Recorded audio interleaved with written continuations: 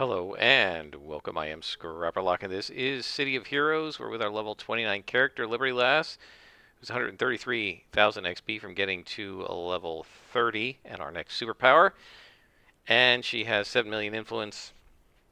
And we aren't on any story arcs, but we now have. I just went and beat up 35 Skyriders quickly in Terra Volta, so we now have a mission from Ashen Lannister. I also did a mission for Marvin Weintraub, but he's still not giving me a story arc. Maybe this hash is where the story arcs start. The weird thing is, well, we got Christine Lansdale's story arc way before that. We got Miriam Blekel's story arc way before that.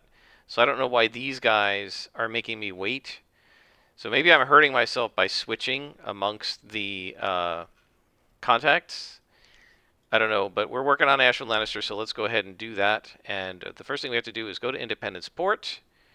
And we're in Skyway City right now, and we're going to capture Archon Foss and his guards. So here we go. Whee! Oh, I didn't go all the way off. Here we go. All right. So, where's the railroad?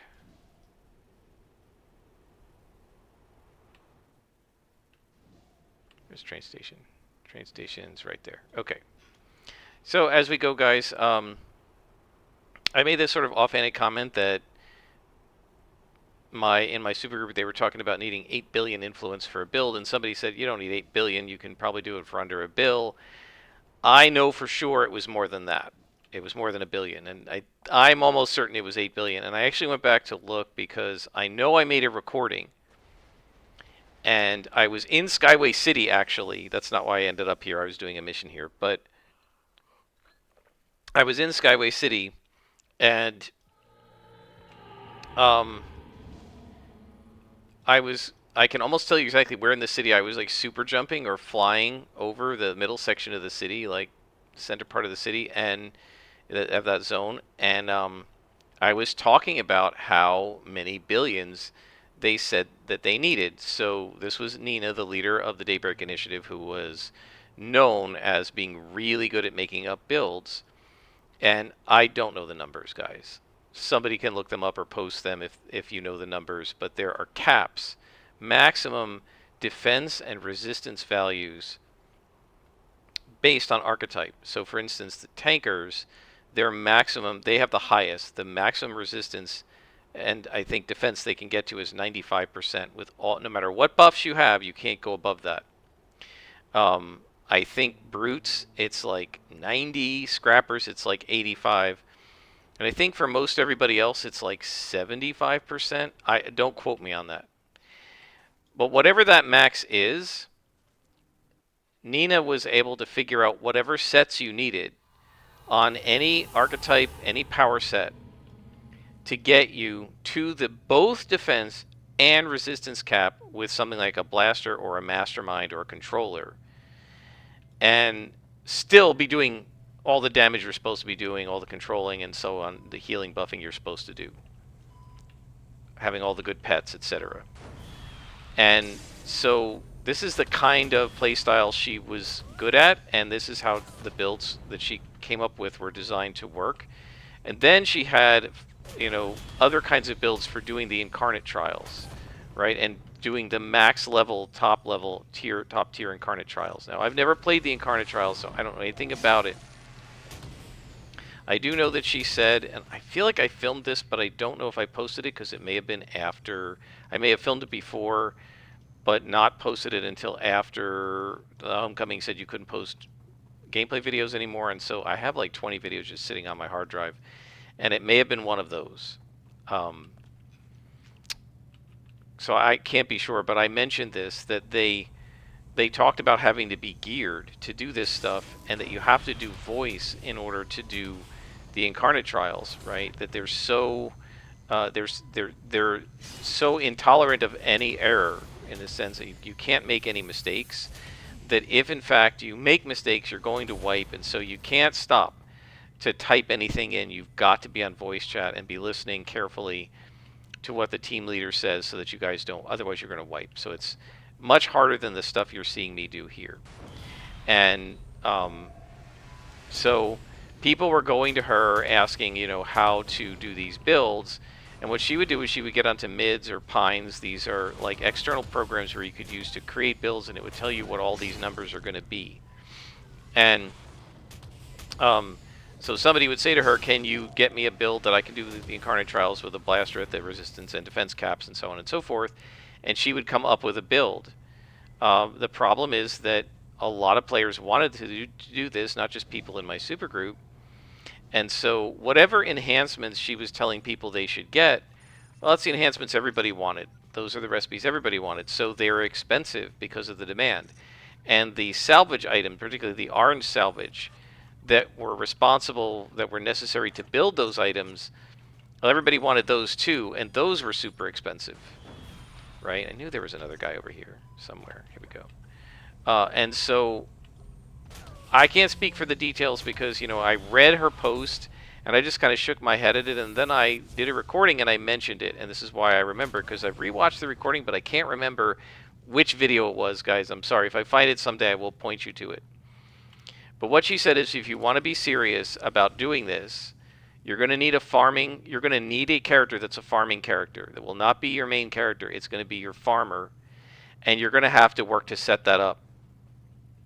And then once you have the farming character set up, then you can start to farm to create your real character. And so this involved getting from level 1 to 50. Oh, boss. Okay. Getting from level 1 to 50 with your farming character. Kind of the way I do it, right? Then farming with the farming character to improve the farming character. She called this like phase 1 and phase 2, right? So the first phase was you're just going to get the character to level 50 as efficiently as you can, right? Using maybe some SOs, generic IOs, and so on.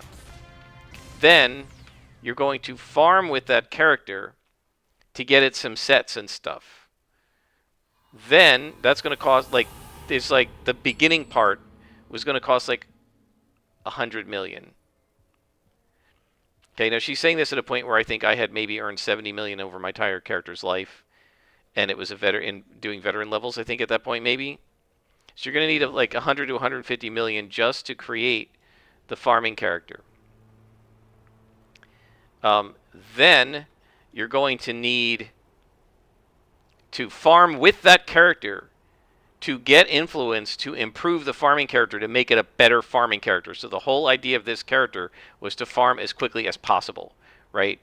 And she had numbers on how many, basically, if you use this character right, you will be able to farm enough material to get so much influence an hour, right? And this was designed to make it as fast as possible. And she said, then she posted the build you need. It had to be a Spines Fire, I think it was a Spines Fire Brute,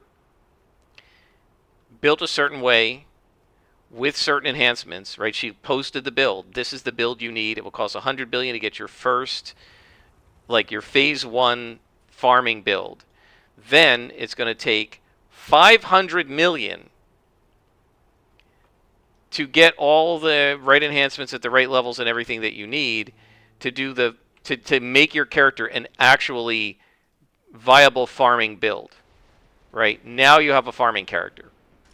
It's now cost 600 million if you add the first 100. Now you can farm, she said. And now phase 3 is using this 500 million influence character to fund all of your other characters by farming.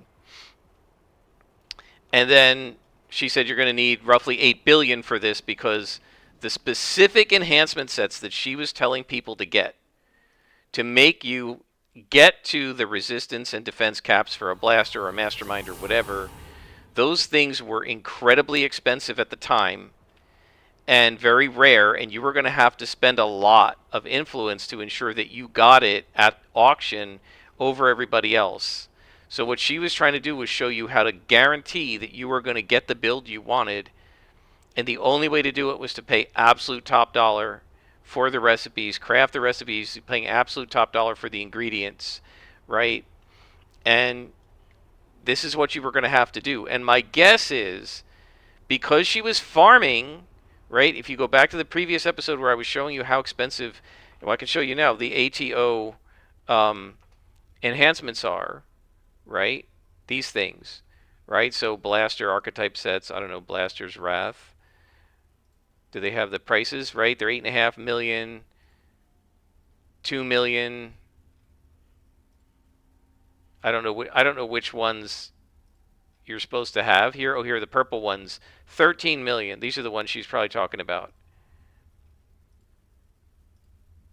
12 million. All right, so you're looking at 100 million per power for these things, right? That's those. But then there were other sets.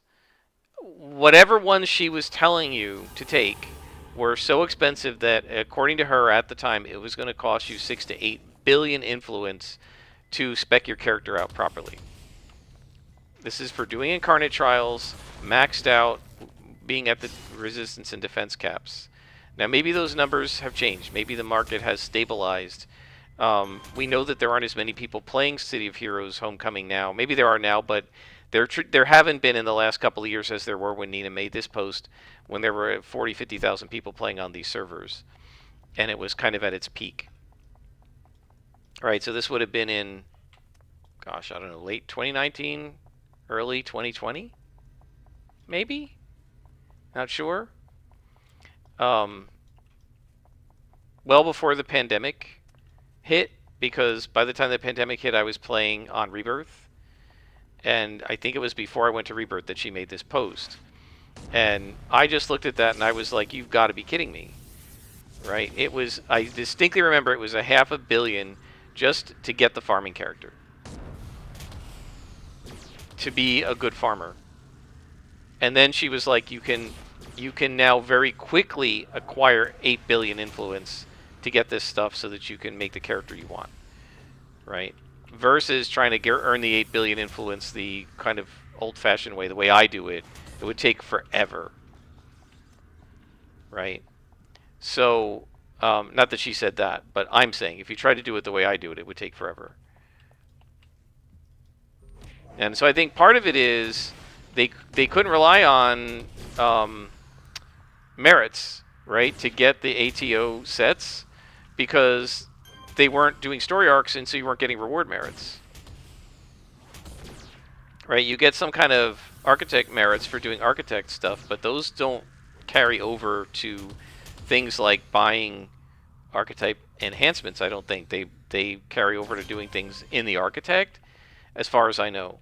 So, yeah, there were also certain accolades and badges you needed, and some of that, I mean, there may have been a cost associated with that, right? For instance, you have to do a certain amount of crafting to get certain badges, to get lead into certain achievements or accomplishments or accolades or whatever. I have no idea the details of what she was trying to do because I read it and my eyes just sort of glazed over and like, well, I don't play the game this way at all. Right? But I am certain that it was way more than the billion that apparently you need now just to make a normal level 50 character. And I do remember doing some sort of a rant as I was going through Skyway City talking about this, and if I could, I would find it and give you guys the exact numbers, because I think I had the exact numbers because I had just read her post. And I came in here and I was playing and I was like, I don't believe that people do this. Right? But she wasn't even the only one doing it. She was telling my group mates, my super group mates, how to do this because they were always asking her, right?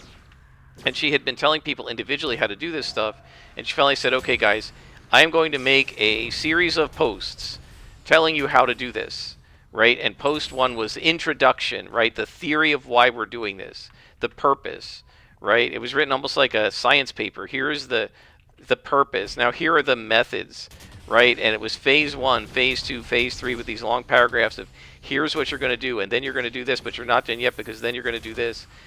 And when it all got said and done, I don't remember if it was 8 billion after you had the farming, or maybe I added up the whatever she said, 7 billion plus the farming to get to 8 billion, but it was going to cost about 8 billion influence to do this. And I just said, I'm not doing that, right?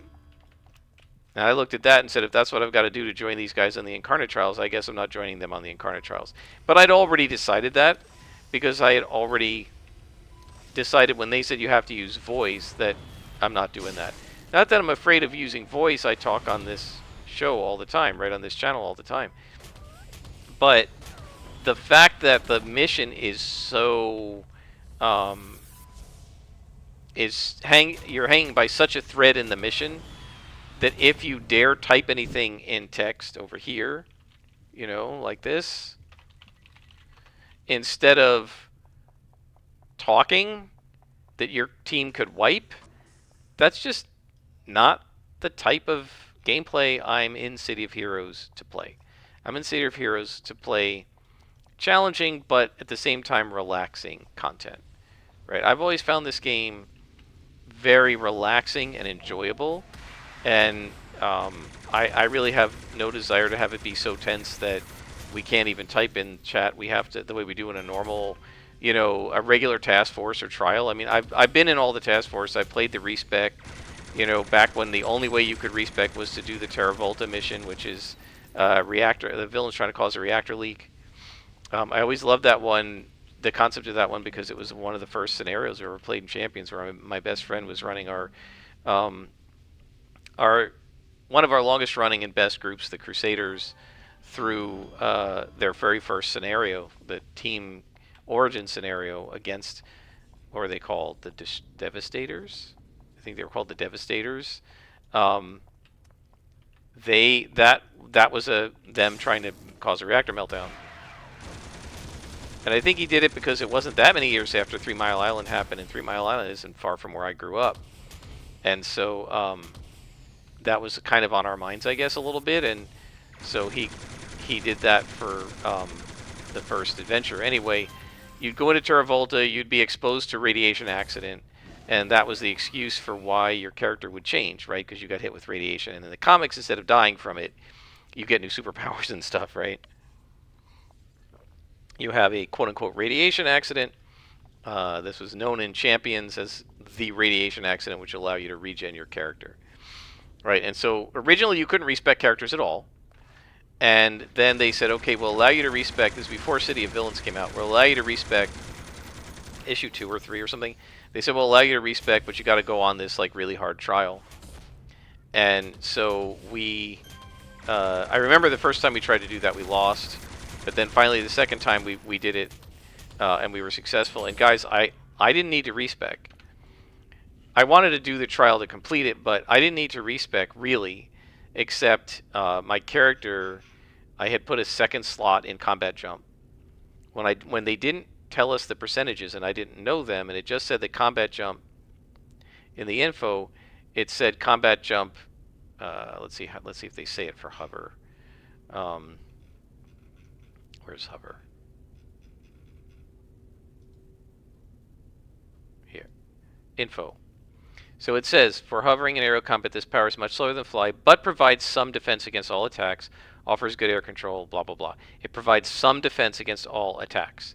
There was no detailed info. This is all they gave us. So combat jumping says the same thing. And so what I did was I put a second slot in combat jumping to slot it for defense. And then after doing that, I was like 5th level or something when I did that. After doing that, no, 7th level, because combat jump you got at 6th level. So at 7th or 8th level, 9th level, 10th level, 11th, something like that, I gave my martial arts super reflex scrapper a slot because I was going to, 5-slot combat jumping along with the other defenses, right? And then somebody on the boards was like, yeah, it's stupid to do that because it's not worth it. At the time, it was a 10%, that was 5% bonus for combat jumping, and 10% for the passives in Super Reflex and 20% for the toggles. It's now 2% for combat jumping, 5% for the passives, and 10% for the toggles, right? So what they said then was it's not worth slotting something that's 5%. Now people slot the 5% passives all the time, right? But they said it's just not worth wasting a slot because you don't get that many enhancement slots, right? At the time, I hadn't figured out, how many enhancement slots you get and stuff like that either. So I was just slotting the current powers I have and not worrying about it. And so that was one slot. And by now my character was like 30th level or something, 34th level. I don't know. She was up there. I don't think she'd hit 40 yet, but she was in the 30s.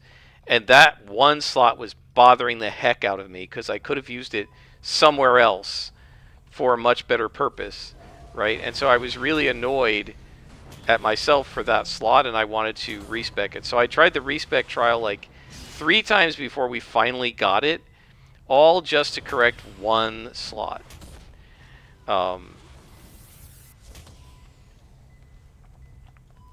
Anyway, in those days, that was the only way to respec your character. And yeah, they didn't have recipes and stuff yet either back then. However, even in that trial, as hard as it was, back in those days, before you could respec a character, before they had recipes, before you had enhancement sets and IOs and all the rest of it, we didn't need voice chat to win. We typed into text, and it was fine. Right? So, the fact that the Incarnate trials require you to have voice, seem to require you to have voice in order to be successful, makes me feel like they're probably harsher and more difficult than would be my comfort level, right? I do like a challenge, but I don't want something where it's so tense that I can't even stop to type a little bit of roleplay into the text box in between spawns or something. I never typed into the text box to do roleplay during a battle. Sometimes you would type something quickly into team chat, like help, or back off, or somebody pull, or whatever.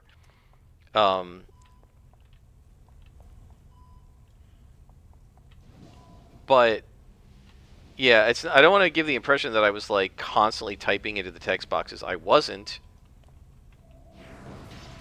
It's just that you could. It wasn't so insanely tense and such a balanced on such a fine balancing point.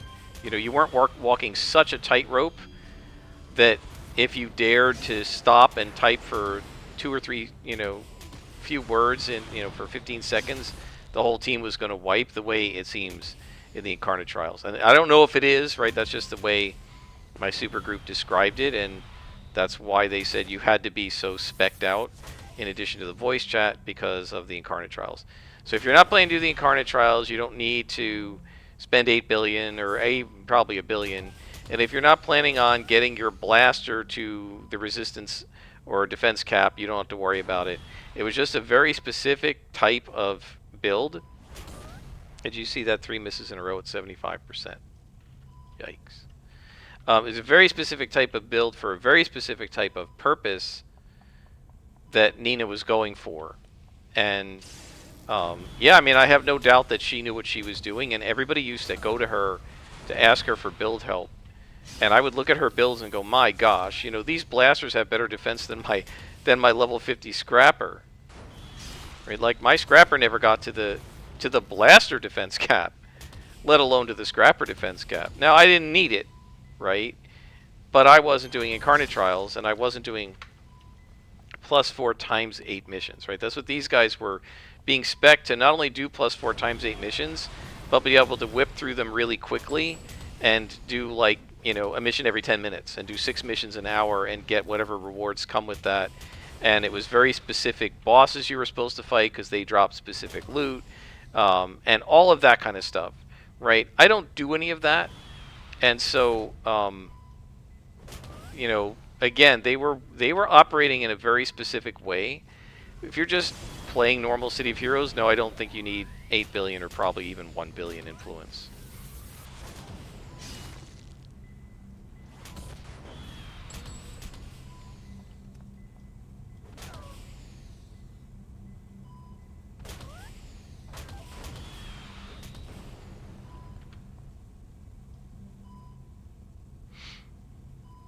This room is often a struggle because it's easy to be seen by the guys above and below and everything else. But it's not too bad. Gotta keep an eye on the clock here because I actually have a meeting in about 15 minutes. And I'm all done with my work for the day. I was working from home today, and we have a Zoom meeting for in my department just for one of the committees that I'm on, and that takes place in about 15 minutes, so I'm going to have to stop whether or not I finish this mission. So I'm going to try to sort of speed run it a little bit. Oh boy.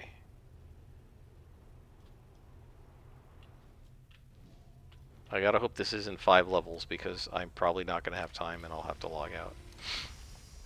So we have to find the last piece.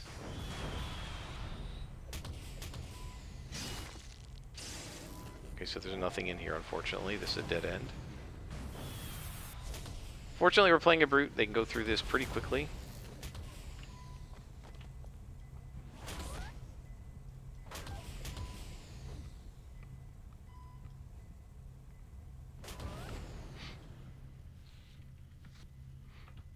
So yeah, it may be that the amounts, the numbers. Oh, there's our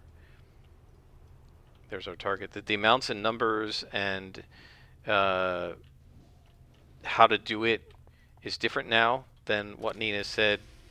I mean, probably going on 4 years ago, but I'm almost certain 4 years ago that she said you needed 8 billion influence. And I do remember you had to go through it in phases, right? You got your farming character to level 50, and then you farmed with your farming character to spec out your farming character. Which, like, I looked at the spec and I was like, the spec of this farming character is way better than Silver Phoenix right now.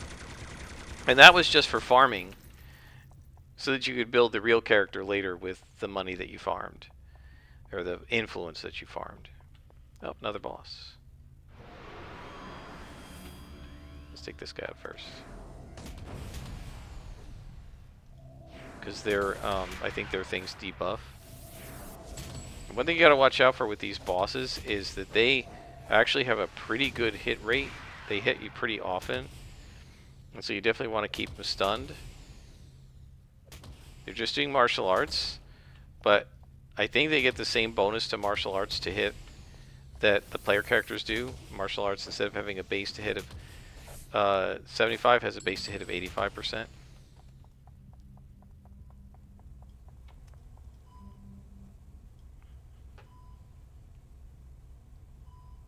So we got the last piece of research. Now I gotta find Romano. Was that Romano? That was Romano. So it's Romano and his men. So probably these guys in here have to be defeated.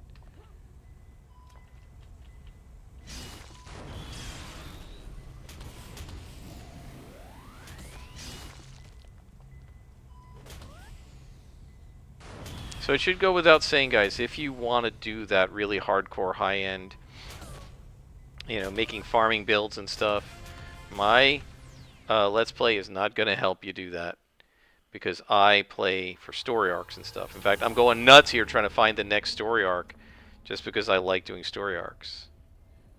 Come on, Ashwin. There we go, Ubelman. That's the one I wanted. I knew he gives Ubelman. So we have the Ubelman story arc, but guys, we are not going to do that in this episode because I need to stop in a little bit. Let's take a look. What do we got for recipes? Kismet. I think I'm going to keep Kismet. We might possibly use that. Not sure. Reactive defenses. This is defensive of power. This is a 6 slaughter. See, Kismet's a 5 slaughter. We're not going to 6 slaughter defenses, I don't think. So reactive defense we can get rid of. Sirocco. Melee AoE damage. Well, let's take a look at this. Improves regeneration by 10% on the second one you slot is pretty cool. Increases energy and negative energy resistance. We could use that. Our energy resistance is only 8. It improves accuracy of all our powers by 9. That's pretty cool. Increases area effect defense. We don't really need that. Fire and cold defense. It's defense, but we have so little defense stacking, it's not going to help that much. But we do have a need for some of the smaller ones, right? Some of the first few. So that's a possible one. We don't need that, right? The defense debuffs. We don't need that, and we're going to keep Kismet. Man, I wish there was a way to and I wish they had, if anybody knows that there is one, but I don't think so, I wish they had a recipe storage. Sorry, just hit the mic. I wish they had a recipe storage thing in the base, because that would be I would love to take the recipes that I want to keep so that I don't actually accidentally sell them and put them somewhere in the base, but I don't think there's anything that stores recipes. However, we do have the ability to store other stuff. So let's see, is there anything worth crafting? And we're going to just hide unowned recipes. Let's take a look. We don't need that. I'm just looking over here. We don't really need to craft any of these right now.